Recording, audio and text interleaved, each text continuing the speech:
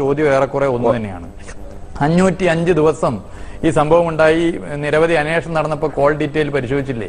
ഇത്രയും ദിവസമില്ലാത്ത 2 ദിവസം മുമ്പ് വരെ ഇല്ലാത്ത ഈ 2 ദിവസത്തെ ഫോൺ കോൾ മാത്രമാണോ പരിശോധിച്ചത്? അത് സിദ്ദീഖ് ഒന്ന് വെളിപ്പെടുത്തിയാൽ കൊള്ളാം. പിന്നെ എന്താണ് RSSനെ കുറിച്ചുള്ള അഭിപ്രായം? RSS ആളുകളെ കൊലപ്പെടുത്തുന്ന പാർട്ടിയാണ്. RSS ഈ കേരളത്തിൽ ഞങ്ങളുടെ 19 പേരെ കൊലപ്പെടുത്തി, 28 പേര് ഞങ്ങൾക്ക് നഷ്ടമായി.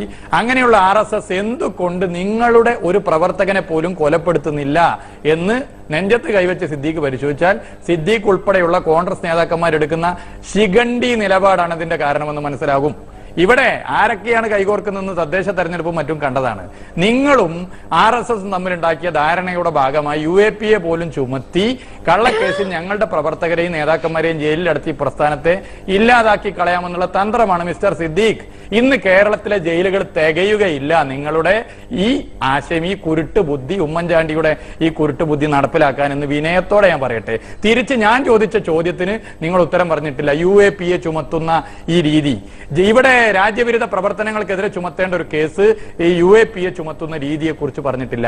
നിങ്ങളൊരു ചാനൽ ചർച്ചയിൽ പറയുന്നത് ഞാൻ കേട്ടു, ബോംബ് എറിഞ്ഞാൽ പിന്നെ UAP അല്ലാതെ എന്താണ് ചുമത്തുക?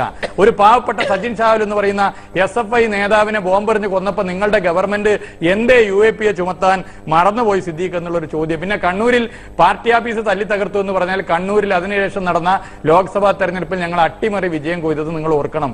ഇതൊക്കെ ജനം വളരെ കൃത്യമായി മനസ്സിലാക്കുന്നുണ്ട്. ആരാണ് പറയണോ? ഈ P ജയരാജനെ തിരുവോണ നാളിൽ വെട്ടിനുറുക്കി അദ്ദേഹത്തിന്റെ ആത്മമനോബലത്തിന്റെ ഭാഗമായി അന്നത്തെ കൃത്യമായ ചികിത്സയുടെ ഭാഗമായി രക്ഷപ്പെട്ട P ജയരാജന്റെ ഇടപെടലിന്റെ ഭാഗമായി കണ്ണൂരിൽ RSS നിന്നും BJPയിൽ നിന്നും ആളുകൾ രാജിവെച്ചു വരുമ്പോൾ RSSകാരുടെ മനസ്സ് വേദനിക്കുന്നത് മനസ്സിലാക്കാം. പക്ഷെ സിദ്ദീഖിന്റെയും ഉമ്മൻചാണ്ടിയെ പോലെയുള്ള കോൺഗ്രസ് നേതാക്കന്മാരുടെ മനസ്സ് എന്തിനു വേദനിക്കുന്നു എന്ന് ജനം ചിന്തിക്കുന്നു. P ജയരാജൻ കേരളത്തിന്റെ മതനിരപേക്ഷതയുടെ പ്രതീകമാണ്. അദ്ദേഹത്തിന്റെ നിലനിൽപ്പ് കേരളത്തിലെ ജനങ്ങൾ ആഗ്രഹിക്കുന്നു. നിങ്ങൾ ഉമ്മൻചാണ്ടിയുടെ നേതൃത്വത്തിൽ നടത്തുന്ന ഈ പ്രവർത്തനം കേരളത്തെ എവിടെ